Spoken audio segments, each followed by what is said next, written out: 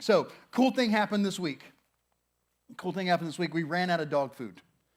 It doesn't sound cool at the beginning, but as the story progresses, you'll be like, oh, this makes sense. This is why he thought this was cool. But we ran out of dog food, and because we ran out of dog food, we had to go to the store. Now, normally we get our dog food online, but when you run out and you haven't already ordered it, there's a gap there, and you can't wait because the dog's got to eat. So we went to Walmart, and we found dog food, and we were excited. It was good stuff. We're going through, and then this was the crazy thing, though. It was on the 3rd, and on the 3rd, apparently, everybody else also ran out of dog food or whatever else because Walmart was slammed. Like, it was so many people. And so when we finally got to the line, there were like 10 people in front of us and people lining up behind us already. And the self-checkouts were closed for whatever reason. I don't know. Like, they couldn't find people to work them, I guess. It's a thing. But we're standing in line, and I did a thing that I can't remember ever doing before in my life. I bought fireworks.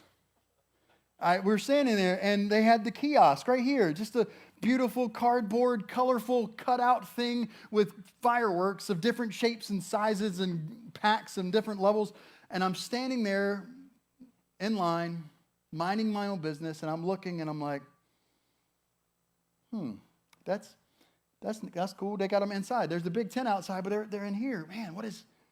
And I start looking, and I see that there's a $12 pack of fireworks that have the snakes in them. You know what I'm talking about? The snakes, it's a little disc that you light it, and it grows, and it grows. And I was like, those are so cool.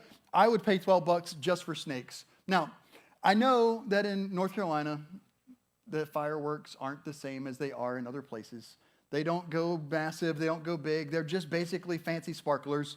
I was cool with it. I was like, cool, fancy sparklers sounds awesome. My kids have never seen fancy sparklers in our backyard. We're going to get some of these. And so I got some, and the only real choice I had to make there was, do I get the $12 pack or the $24 pack or the $85 pack? I went with the $12 one because it's the one that had snakes, and I love snakes. And I'm going to tell you, it's awesome. My kids enjoyed them. It was great. But it goes through, and it tells you, hey, start at the top, work your way down, and it'd kind of be like you get that grand finale at the end. I was like, sure, it's all just sparks. It's not, it will be fine. It'll be okay. But I did. We did the snakes first. Everybody thought it was cool. Right, Pippin? Yeah. Millie says right. And that was great. And we've got some more of those. I can't wait to do those again. Cal, I got some for you, buddy. Don't worry about it. But we're going through, and everything's got cool names. It's like Swamp Fire and burnt pancakes, and then we got to one that was called Morning Glory. And I open up the box, and it's 5 different sparklers that look like they might possibly could be bottle rockets. Now, I know we're in North Carolina. I know they're not bottle rockets, but I got really excited for just a second because when I was a kid, my aunt would go to South Carolina and buy bottle rockets and bring them back, and we loved them. We thought they were the greatest. But they weren't bottle rockets. They were just sparklers, and they had this paper on the top. That was the wick, or the fuse was this paper. So I lit the paper I stuck them on the ground, lit the paper on the first one, went to the second one, the paper went out. I was like, okay. So I went to the next one, I lit it, and the paper started burning away, but it didn't catch. And then finally the third one caught, and I was like, oh, I know what to do here.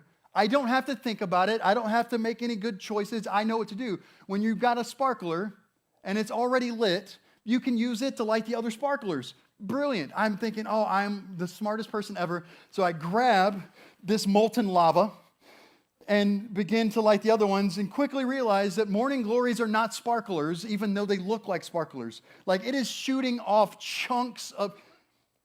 I got a spot on my finger that I don't know will ever turn colors again because it's just there. And so I reach out and I grab it, and I burn myself really significantly for the moment, though it's gone away now. Because I've learned, if you burn yourself, do nothing to it. Just let it be, unless your skin's falling off, then go to the doctor. But don't put it under water, don't put it on ice. That just prolongs it. Just let it be. That's a free tip for you. So I did that, but I made that choice. I grabbed it, and I go, oh, and then I start to walk away, and I'm still holding it. I'm like, what am I doing? And throw it. But the kids had a great time. It was super fun. Nobody got hurt. We were all sitting there because they're North Carolina sparklers. There's nothing to worry about. It's just shh. And so after we did those, I put the next one out, and it's a tube, and I'm like, oh, this is cool. Oh, that's so good. And then we get to one that's called Chill Out. Let me tell you, when you get to Chill Out, You need to be chilled out before you light it, because this one looks like one of those that's up in the sky, but it's right in your face. It's like, I was like, oh my gosh. Scary, right, Pippin? Yeah.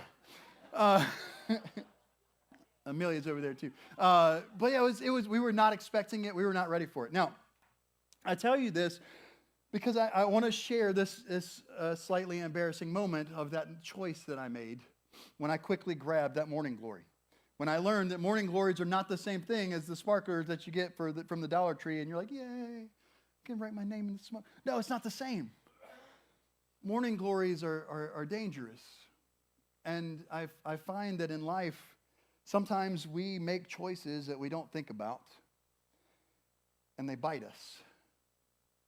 We make choices that we don't put any time and effort and energy into, and they get back to us. And then we got to stand in the bathroom later, looking at our finger and looking in the mirror and telling ourselves, what were you thinking? You knew it was different. Why did you make that choice? Why did you do that? And maybe it's not something as simple as sparklers for you.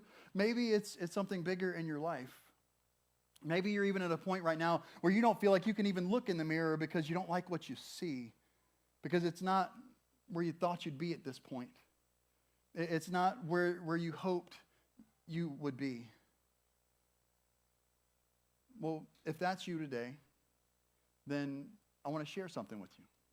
We're going to be in the book of James. Chris started this series 2 weeks ago before we had served together Sunday last week. And so he started this, and I'm going to be in it today, and it's going to be super fun. I'm going to be in it today. Next week, we're going to have a different preacher that's not going to be in James. The week after that, we're going to have a different preacher that's not going to be in James. And then we're going to get back into James for 2 more weeks. It's going to be like, just stick with us. Keep reading the book of James, and you'll be fine. But we're going to be in the book of James, and I'm excited about it because James has a cool story. Because James, who wrote the book of James, is actually the half-brother of Jesus. He is the son of Mary and Joseph together.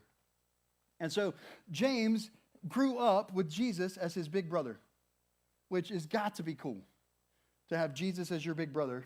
But he didn't believe that Jesus was the Messiah. He's like, that's my brother. I don't know what you're talking about.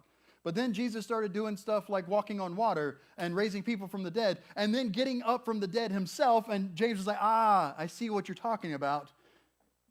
Jesus is more than my brother. He is the Messiah. And that's awesome. And I'm excited about it. So much so that James believed that Jesus was the Son of God, that he gave his life as a sacrifice and a martyr's death to say, hey, I'm going to believe this no matter what you do to me. That's how much he believed in that. But he wrote this letter before that happened. And so we're going to dig in to James. We're going to be in James chapter 1. And if you got your Bible, you can turn there. If you don't have a Bible with you today, there's a shelf out in the hallway, lobby, the foyer. Well, I don't know what you call that. Then the other room where you can get a Bible. We've got them stacked up there. You can use it for today. If you don't have one at home, you can take it home with you. If you've got the Bible app on your phone, that does a good job too. And also, we'll put it up on the screen for you. So no excuses not to read the Bible today. But this is what James says. Starting at verse 19. It says, my dear brothers and sisters, take note of this. Everyone should be quick to listen, slow to speak, and slow to become angry, because human anger does not produce the righteousness that God desires. Therefore, get rid of all moral filth and the evil that is so prevalent, and humbly accept the word planted in you, which can save you. Have you ever been on a road trip where you stopped and you had kids with you, and you go to the gas station and you say, hey, you guys grab a snack? My family likes to go up and see the rest of my family lives in Wilmington, which is about 3 hours north on 17.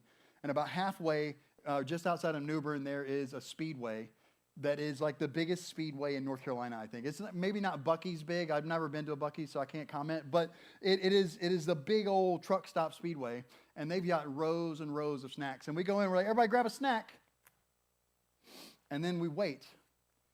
And we wait, and we wait, because they got to go, look, well, do I want chocolate, or do I want fruity, or do I want salty, or do I want something off the roller grill, or do I just want a Slurpee, or do I want water, or do I even want a snack? I don't think I want a snack. No, I do want a snack. I'm going to go, oh, let me get over here. Let me go look.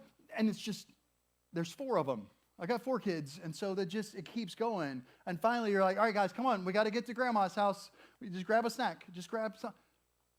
But it's important. They're like, Dad, wait a second.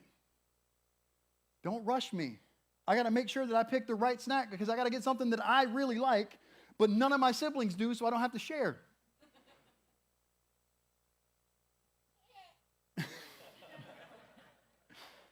Thank you, Amelia.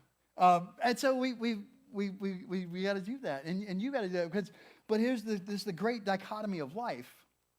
There are some things that we do very, very quickly, and there are some things that we do that we take our time on. And there's lots of different reasons for this. There's lots of different whys that some things we do quickly and some things we take our time on. But I think that it's pretty simple, and generally speaking, that the things we take our time on are the things that we think are important. The things that we want to make sure we get right the first time. The things that we want to make sure happen in the right way and we do the right thing because it matters. And the choices that we make really quickly are things that aren't that important. Or we don't imagine that they're that important in that moment. But James has given us some advice here that is going to help us with this. James has poured out and he says, hey, I've got some knowledge. I've been around the block. I've done some things. I've been shopping with kids before. Let me tell you what you do. And he says you got to be quick to listen, slow to speak, and slow to become angry. And this thing about speaking and listening is so brilliant. I used to hear my grandma tell me, my Granny Jean, she would say, hey, Patrick, God gave you 2 ears and 1 mouth. You should listen twice as much as you speak. And she wasn't trying to be rude to me. She was just like, hey, this is how you learn stuff. You're going to learn so much more by listening than you are by speaking. Too often we get in conversations and we're so busy running through our head what we're going to say next that we don't actually hear what the person is telling us. But what if we did? What if we took time to listen? What if we took time to really take in the things that people are telling us? Imagine if our government did that. I mean, think about it. Not even our current government, but governments anywhere, all over the world, all the time. What if King George III had listened when the colonists said, hey guys, we don't want taxation without representation? You know what would happen? I wouldn't have burnt myself because we wouldn't have had 4th of July. We'd still be British. If they'd listened. But we don't. We don't listen. Too often we think, oh, I already know what's going on. I already know what the plan is. I already know what I've got to do, what I've got to say. Kids, how much better would it be if your parents listened? Parents, how much better would it be if your kids listened? Husbands, what about your wives? And wives, your husbands, and every relationship that you've ever had? How much better would it be if they were quick to listen and slow to speak? James tells us that we need to do this, but he doesn't tell us don't speak. That was Gwen Stefani. He tells us that we need to just be slow to speak. He tells us that we need to think about it first. We need to have some wisdom about it first. We need to take the time to make sure that what we're saying matters. In fact, later on, he talks about how important our words are and how much damage our tongue can do if we're not careful. I wish I could stand up here today and tell you guys that I'm really good at this kind of thing. That I'm really good at thinking first and taking the time and making good decisions and knowing what things I should do quickly and what things I should take my time on. But if I did, I would be fibbing to you, and I don't want to do that. But I think it's okay, though, because as I look around at the world at large, I feel like I'm not the only one with this problem. Not the only one that just likes to act, to just do. I think that's why they put those fireworks right there at the register. Because they're like, while you're standing there just waiting and just looking around, oh, look at that. That's shiny. That's fancy looking. That looks like, oh, it's not even a bad price. Oh, it's great. That's what we do. Like, it's the same thing with the candy being right there and those weird gadgets. Like, nobody needs a gray alien telephone holder, but you're standing there and somebody's like, oh, that's pretty. I need that. But you don't, if you thought about it for 30 seconds, if it was on an aisle, you would look at that and be like, no. But when you got people standing behind you like this, you're like, all right, I'm just going to grab it. I'll figure it out later. No, because you do. And that's what happens. We make those quick choices. A lot of times we get in the mindset of do now, think later, which isn't that big a deal in the Walmart checkout line most of the time. But we don't leave it there. We get in our car and we drive down the road and we see somebody do something that we don't agree with and we lose our minds. That's where road rage is. It's just you doing now and thinking later. Or what happens when a waitress comes and messes up your order or forgets to put your order in the thing, and so you're standing there waiting for food for who knows how long. Or when I waited tables, it was when I would forget to fill somebody's tea up and they would lose their minds. I was like, oh man, I didn't even know. Sorry. Didn't realize that you were amphibious. But we do it. But we don't leave it even in those small places. We do it in our relationships. We do it in the way we interact with people. We'll act now and think about it later, and then we're like, oh, what did I do? What is it Hagrid says? I shouldn't have said that. How many times have you thought the same words? Oh, I shouldn't have said that. Should not have said that. Or don't raise your hands on this one, but how many of you have weekend flings or one-night stands that you just wish had never happened? How many Vegas marriages only last 72 hours? We get in that do now, think later mindset, and when we do, it just never really works out, does it? I mean, sometimes it does, but most of the time, I found that when we make a habit out of doing now and thinking later, that our life just ends up shallow and unfulfilled. So take a second. Take a deep breath. Slow down. Listen for that wise counsel. Listen for that good judgment. Be quick to listen, slow to speak, and slow to become angry. I think it's very interesting that James jumps straight to anger here. That James jumps straight to, oh man, don't just listen to stuff. Don't be running off the mouth all the time. Oh, and don't get angry very quickly. Because I find that typically anger is not a thing that we choose to do. It's not like we wake up in the morning like, today I'm getting mad. This is going to be great. Today I'm going to be so mad. It's going to get mad all the time. I'm going to find something to be angry about. It's going to be awesome. No, we don't do that. I mean, unless maybe you're a professional wrestler, but that's all play acting anyway, so it doesn't matter. So we're going to go through, and we're going to get angry, but we're going to get angry and not be in control of it. We're going to get angry because it's the knee-jerk response to what is the word I put here? To a displeasurable situation. That's why I don't normally say displeasurable. So when I saw it, I was like, I don't know what that word is. To a displeasurable situation. That's what we do. That's what anger is. We're just like, oh, I'm angry. I can't believe that did that thing to me there or to other person. And you just get mad. And it's really just a stopgap. It's a bridge to while you're trying to figure out, well, what am I supposed to do next? What's the next thing that I'm supposed to do? I'm mad now, but I can't just stay mad. I got to do something with that anger. But James is still talking about quick and slow. He says, be slow to become angry. You ever notice that anger is just one letter away from danger? Doesn't make any sense because they don't rhyme. You don't say danger. Though you might now. But it is. It's just one step away because anger is dangerous. I don't actually think that's why they're spelled the same, but I like it either way, and you're going to remember that. But anger is that emotion that is just there. We don't seek it out. We don't look for it. We don't go, man, I hope that happens today. We're always frustrated with our anger. It's that short fuse. It's that quick decision. You know, the Bible actually says a whole lot about anger over and over again in different places in the Old Testament and the New Testament. Jesus talks about it. Paul talks about it. In fact, in Ephesians chapter 4, verse 26, Paul says, in your anger, do not sin, which I think is great because James was just saying, hey, be slow to anger because when you're angry, you can't have the righteousness of God, or it doesn't lead to the righteousness that God desires for you.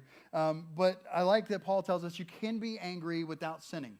That's good because I enjoy watching Italian soccer, and I'm going to get mad when I'm watching the game. It's going to happen. There's going to be a call that I don't think is right, and I'm going to yell at the ref, but he can't hear me, and I get over it pretty quick, so it's okay, is what I tell myself. But it's okay to be angry as long as you're angry about the right things and for the right reasons and in the right way. In fact, Jesus himself got very angry. In the final week of his life, he comes into the temple and he sees all the money changers there. He sees the people that are selling doves and are selling lambs and are making a mockery of the things that God has set up for people to do. And he loses it. And he starts running over and literally flipping tables and yelling, "How dare you turn this place of worship into a den of robbers?" And he's just pointing at them. I mean, I imagine it was a very interesting sight for the disciples who had been spending years with him at this point and had never seen this. And they're like, "Oh, goodness gracious, you done lit something now. I don't know what's happening." But that's what he did. But his anger was righteous. His anger wasn't because he had been wronged. His anger was because God had been wronged. His anger was something that he knew that God would feel very strongly about. So it's okay to get angry. But get angry for the right reasons. Get angry because you choose to be angry because of an injustice. And then deal with your anger in a way that's constructive and God-honoring, not making rude hand gestures at the driver in the other car. We can't let anger control us. I think that's what this is all about. In fact, the rest of this passage in Ephesians 4 says, "Do not let the sun go down while you're still angry, and do not give the devil a foothold." Because anger that sits becomes a grudge. And the longer it sits, the worse it gets. So be slow to become angry. Because human anger does not produce the righteousness that God desires. So what is that? What is the righteousness that God desires? If we're supposed to be quick to listen and slow to speak, slow to become angry, so that we can have the righteousness of God. What is that? Well, let's look at what the next verse says. Verse 21 of James chapter 1. It says, "Therefore get rid of all moral filth and evil that is so prevalent, and humbly accept the word planted in you, which can save you." There you go. Easy peasy. Get rid of all moral filth and evil. That's all you need. Just do that. Sounds easy. It's really not. But I love that there's some help here. When you go back and you look at the original Greek that this was written in. Because that phrase, "get rid of," is actually this Greek word here. Can you throw that up for me, Susan? Yeah, it's this Greek word here. There you go. Read that. You got that? There you go. That'll help you out. Just use this Greek word and you'll understand it all. Here's how this would be transliterated. And I'm going to try and say this, and the Greek scholars don't berate me because I Googled it and this is what it told me to say. But it's apatithami. Apatithami. Everybody say that. Apatithami. Doesn't that feel good to say? Apatithami. You gotta get in there and really get that at the end. Apatithami. But this is what it means. It means to get rid of. It's actually like describing taking off something. Like if you get home and you've been wearing a jacket all day and you pull your jacket off and you hang it up on a peg and you leave it and you walk away, that's apatithami. You've apatithami'd your jacket or your hat or your shoes. You know what? It's talking about shoes. I don't know. I'm not the kind of guy that notices this, so I'm not going to feel bad if you didn't. But interestingly, for the last 8 or 9 years, I have essentially worn the same pair of shoes. Now, it's not been the same pair of shoes, but it's been the same style, the same model, the same brand, the same everything about it. And it's not these that I'm wearing now because these are new, but that's a different story. But before these, I wore the same ones. It was Nike Run Swift All Blacks. Like, I loved them. They were the most comfortable shoes I've ever worn. They were my favorite, and I would get them, and they would last me like a year and a half, which is awesome for a pair of shoes. Okay, now when I say they lasted me for a year and a half, what I mean is they lasted me for about 10 months, and then I continued to wear them for another 8 months because there's not a lot of things in this world that I hate, but shoe shopping is one of them. Like, I don't use the word hate very often. I hate the team Inter Milan because of my love for AC Milan. I hate them, not the people, but the team. And I hate shoe shopping. That's pretty much it. There's not many other things that I hate. And so I would do it. And now here's the thing about these shoes is that while they started off amazingly comfortable because of all the cushioning and all the good things and all the goodness about them, you put them on and you felt like you were walking on a cloud. After about 10 months, they stopped doing that, especially because I'm one of those guys, you guys leave your shoes tied and slip your foot in and out. Like that's the way I do it. And on those, they had on this back heel part, a great big piece of plastic that inevitably would break. And then I would start cutting my foot as I slipped it in. And so, but I figured that out. You don't get rid of your shoes then, you just get a pair of pliers and pull the plastic out. Which doesn't always work. And so then you have different jagged pieces you got to worry about while you're walking around. And then eventually the bottom completely wears off where it's smooth and you can almost see light through them. But it would take about 8 months of Ashley going, Patrick, you need new shoes. Patrick, you need new shoes. Patrick, you need new shoes. Before I'd finally go shopping and I'd do the thing, you go try on the shoes and you're like, I don't want to do it. And I'm walking around and you're like, I only got one shoe on. You're doing that whole, and eventually I would end up back at the Nike Run Swift all black. I don't know why I didn't just order them, but every year I do it. Except that they kept changing the model. They kept making, it's the Run Swift 2 now, it's the Run Swift 3 now, it's the Run Swift 2000. I don't even know, like they kept changing. And eventually they got so ugly that I couldn't do it anymore.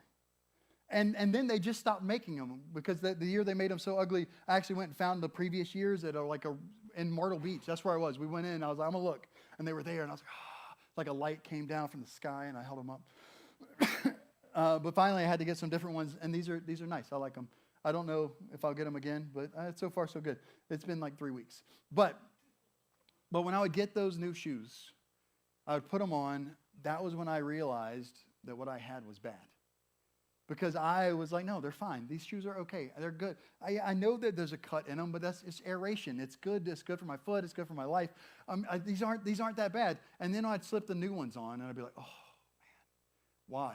Why did it take me 8 months to get to where I would agree to do this? It was because the other ones were comfortable.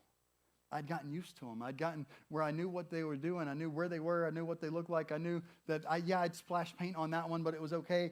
Like all the pieces there. But when I got those new ones, I was ready to apotithami. I was ready to take those old ones and put them in. I put them in the closet. I didn't throw them away yet because I was like, I'll use these for yard work. But I never do. I never go back and put those old ones on because they are trash. And I see that they're trash. Why am I talking about shoes? What is the point that I'm trying to make here? It's the point of apotithami. It's the point that you might be here right now and you're interested in honoring God. You're interested in following Him. You want to do the things that He wants you to do. You want to live your life for Him. But you've clothed yourself in that old life. You've clothed yourself in trash. You've put on moral filth and evil, and you act like it's okay. You wear it around town. You get excited about it. You're cheering about it on your social medias. And even though people are like, hey, is that really the best representation of you? Is that really the best representation of God? You know what you're wearing right now. What you're doing right now is not right, is not good, but you're like, but it's so comfortable. It's okay. I've already taken the pliers to them. We're good. They don't cut me anymore. I've gotten used to it. This is what I like. I don't want this change. I hate going shoe shopping. I hate making my life completely different. I hate getting rid of those friends. They've been my friends for so long.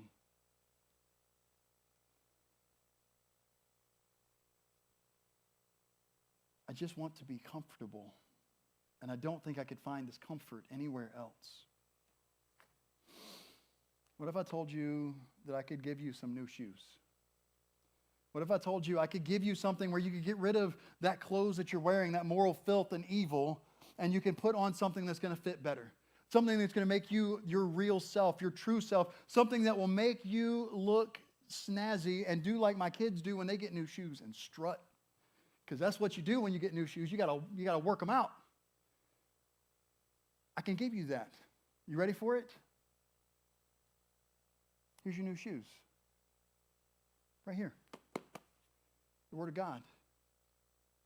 This is where you put on and get rid of filth and evil. This is where you learn how to listen first and speak later. This is how you learn to be slow to become angry and to have an anger when you do have it that is a righteous anger. It's the Word of God.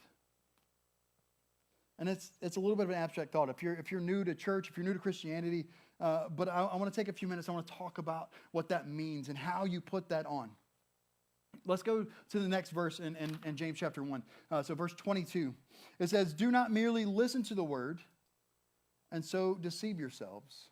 Do what it says.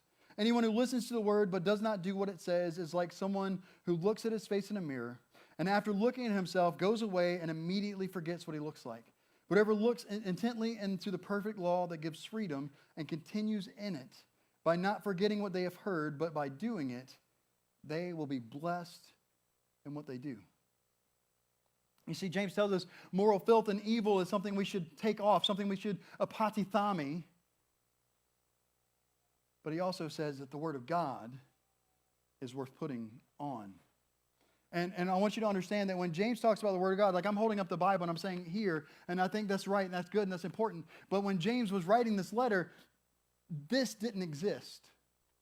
There was the Old Testament, there was the law of Moses and the prophets and the poems and all those things, and that was good, and it's still good for us to look into because it still tells us a lot about who God is. It tells us about the things that we should be doing. It tells us about how we should live our lives and how we should worship Him.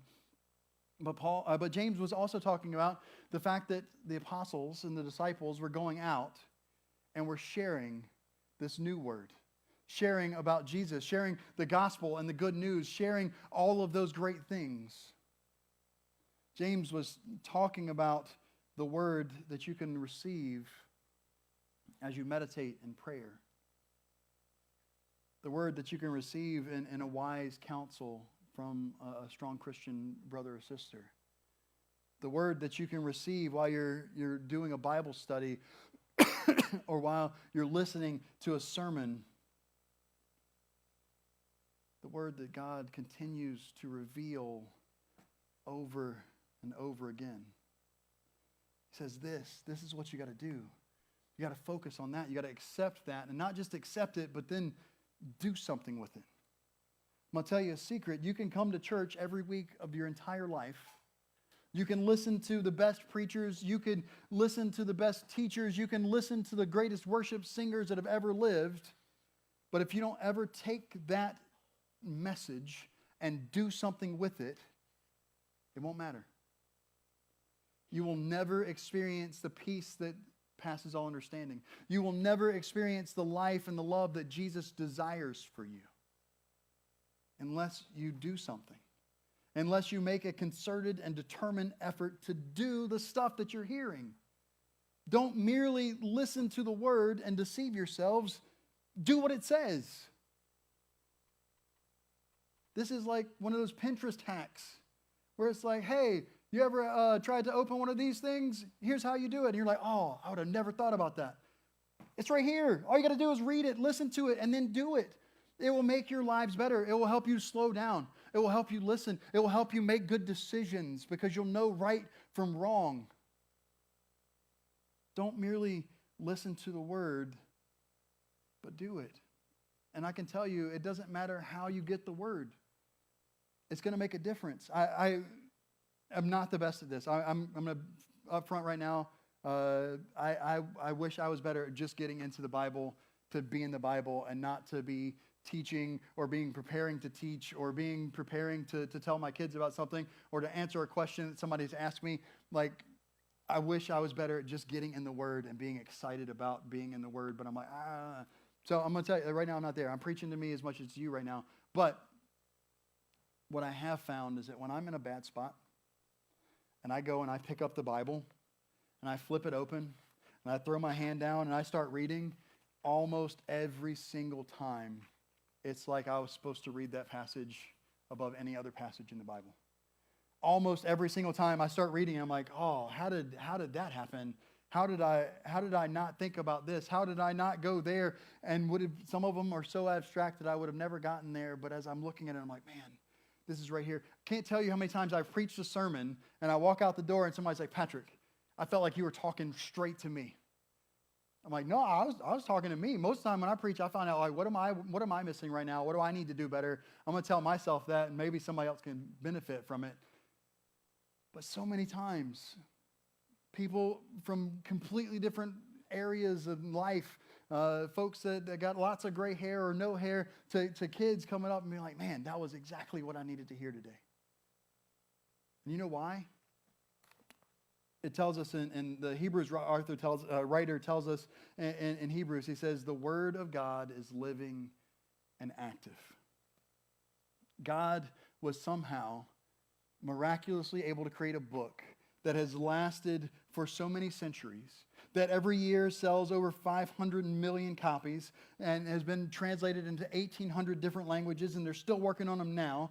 And we keep reading and we keep reading and we keep reading and we keep finding new truths and we keep finding new things that God is speaking to us because his book is alive, because its message is still good today as the day that it was penned,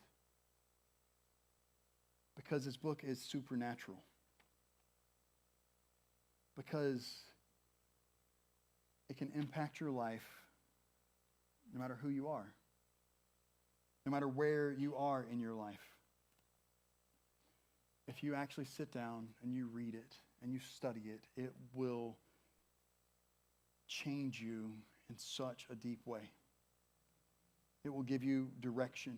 It will tell you what's true and what's not. It will help you to grow more spiritual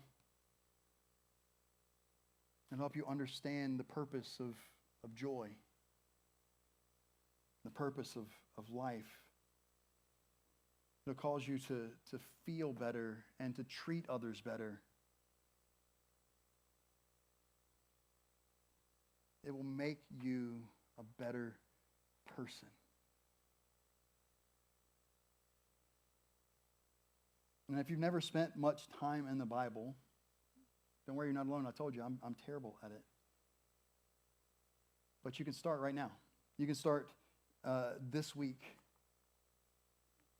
And you can go through. And I know we're doing the study of the book of James, and Chris told you 2 weeks ago, hey, read through James this month, read through the whole book. Keep working on that. Keep doing that, but I'm going to give you a different spot. It's our challenge for the week. If you need somewhere to go, spend some time in the Word. Here's a great idea. Go to the book of Proverbs. The book of Proverbs is cool because it's just a bunch of sayings, of wisdom, of ideas that you can dig into and you can get something practical out of very quickly. But the book of Proverbs is also cool because it has 31 chapters. And none of them are super long. I think like 27, 28 verses is what you're dealing with there. It's like a 5-10 minute read. And all you do is you go, man, what today is? What's today? Today is the 7th. So you go to Proverbs chapter 7 and you read Proverbs chapter 7. And then on the 8th, or the next chance you get, you do whatever verse is there. And we're not going to read the whole Proverbs chapter 7 today, but I want to prove to you that this works, that this is good. This is genuinely Proverbs chapter 7, verses 2 and 3. Keep my commands and you will live. Guard my teachings as the apple of your eye. Bind them on your fingers. Write them on the tablet of your heart. He says, take the word of God and let it change you. Make it important to you. Clothe yourself in that instead of moral filth and evil. It's excellent advice. What would happen if you applied this to your life? What would happen if you didn't merely listen to the word, but you did it? How much better would your life be? How much better would the lives of your family be? How much less likely would you be to very quickly grab that morning glory and burn your finger and discolor it for who knows how long? Got to be quick to listen, slow to speak, slow to become angry. You guys pray with me.